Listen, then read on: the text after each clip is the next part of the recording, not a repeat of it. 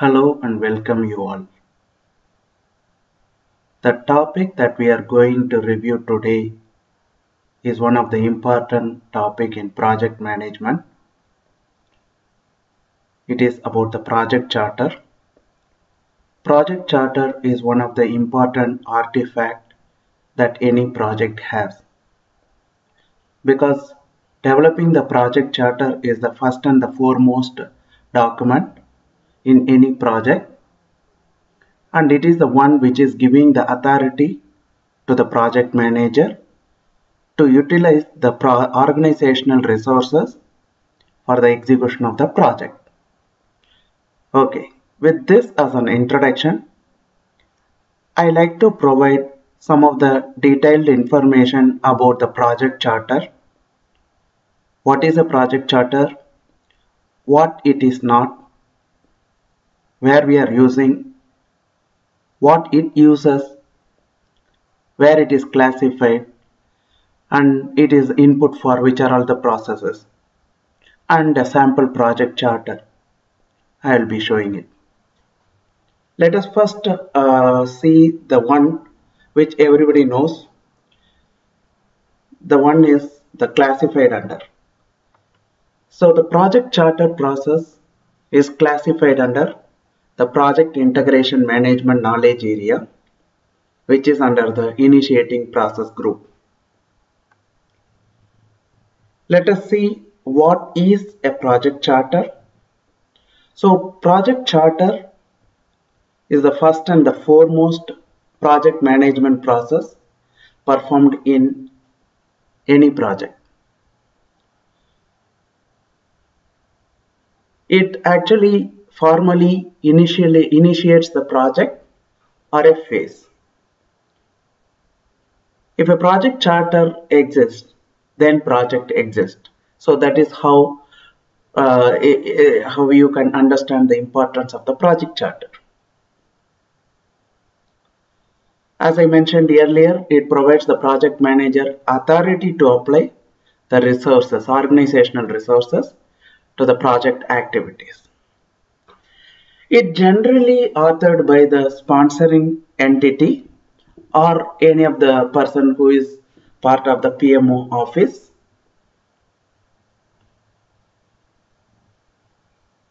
It can be a portfolio steering committee, project sponsor, PMO, and it is authored and signed. So approval and funding handled external to the project, and those who are signing the project charter are at the level who can do the procure funding and commit the resources to the project. What a project charter will have? It has all the initial requirements for the project, and it acts as a document that partnership between the performing organization and requesting organization. It documents high-level stakeholder needs and the expectation, but still we need to have a different document to capture all the detailed stakeholder information. And it is an input document to many project processes. We'll see what are the processes uses the project charter as an input document. There is a misconception that project manager should not involve in the project charter preparation. That is not the case. Generally, project manager is identified well before the project charter get created. So in those cases, project manager may participate in its development because he need to know the background, the foundational understanding of the project requirements. This will help him to do the efficient resource allocation. So it's not always required that project manager comes into picture only after the project charter is prepared. And the project charter can be developed for every phase in a project. in case if the project is very big and every phase is needs some kind of initiation and project funding, and which requires approval from the management. And the project charter used to validate and refine the decisions made previously, and it has to have alignment with the organizational strategy. And in certain cases, it establishes the internal agreement within an organization to assure proper delivery under the contract. So, having said that, what is a project charter? We need to know what it is not before proceeding to other part of the information. So, it is not the entire project plan itself. It is just a document, and it is not the project plan. Project plan will be created separately. It should not be considered as a contract. Contract is something different, and project charter is not a contract. And the project charter will not undergo any change once it is created. So it is not updated to reflect any project changes. Other project documents available like plans will undergo changes, but not the project charter.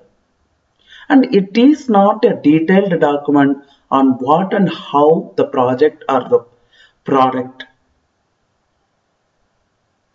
is created or executed. So project execution is all documented as part of the different plans, and the product or how we are going to create or what is going to be the product will be detailed in the scope definitions. So this is not a detailed document for those information. Okay. So in order to create a project charter, what are the things that we are using? As per the PMBOK, we are using the expert judgment and different facilitation techniques. Okay. I mentioned that it is an input to different other processes. Main processes which takes project charter as input document is identifies stakeholders, is a process where we are identifying the stakeholders. Collecting requirements, it is a high level, it has some high level information about the requirement and even the scope and all the project management plans. Takes the project charter as an input document. They will verify and they will develop information based on the project charter. Okay. So what it needs? Project charter needs either a project statement of work. So project statement of work may reference other stuff, like it can reference as a business need or a project scope, product scope definition or a strategic plan, and it lists the product and the service deliverable. The project scope statement of work is provided by a sponsor or project initiator, or it can be from a customer. Okay. What are the business case? So what business case tells? Business case tells why we are doing this project. Business case can be a result of different things, either a market demand, organization need, customer request, technological advance, legal requirement, ecological impacts, social need. So result of any one of these can give rise to a business case, which in turn the reason for executing the project. There could be a chance that we got a contract with which we started the project. So the one of the need for project charter is a contract. Contract is a legally binding agreement document from an external customer.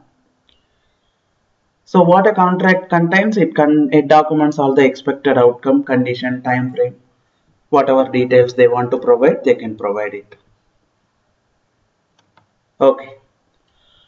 It also needs an enterprise environmental factors, because in certain cases in the following enterprise environmental factors can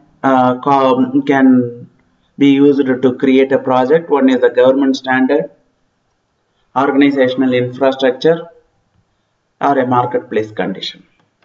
In case of the organization process assets, so what are the things project charter uses? It uses a organization standard processes and policies. You can have a template from which you can create. It will also have some historic information with which you can create a project charter, and it also refers to lessons learned. So these are all the important factors that we need to consider when we are creating the project charter. So once we are done with what it is not, what it is, and where it is used, and what it is inputs to what. So let us take a look at what it has. So a project charter, what are the components of a project charter document? It contains a project purpose, why we are doing this particular project. So why are we doing this project?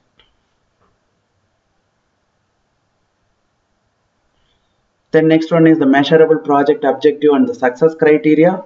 So what we are trying to achieve. What is the project goal? And it has high level requirement. What is the expected outcome of this project? The next one is the high level project description, which says what are we doing in this project. In case any risk identified at the time of project charter creation, it talks about that, what are the threats and opportunities exist in this project. Some of the summary milestone which is expected to be delivered, so expected timeline for this project, and what is the summary budget allocated. It's not about the detail of the budget, but it talks only about the summary of information for the budget information. It also has one other thing called project approval requirements. What constitutes the project success? Who decides the project is successful? Who signs off this project? Signs off on this project. So these are all the information that will be captured as part of the project charter. So one other thing that is captured is the assigned project manager responsibility and authority.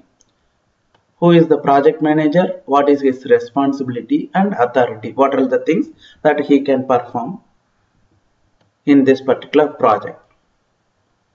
The last one is the name and the authority of the sponsor or other authorizing charter.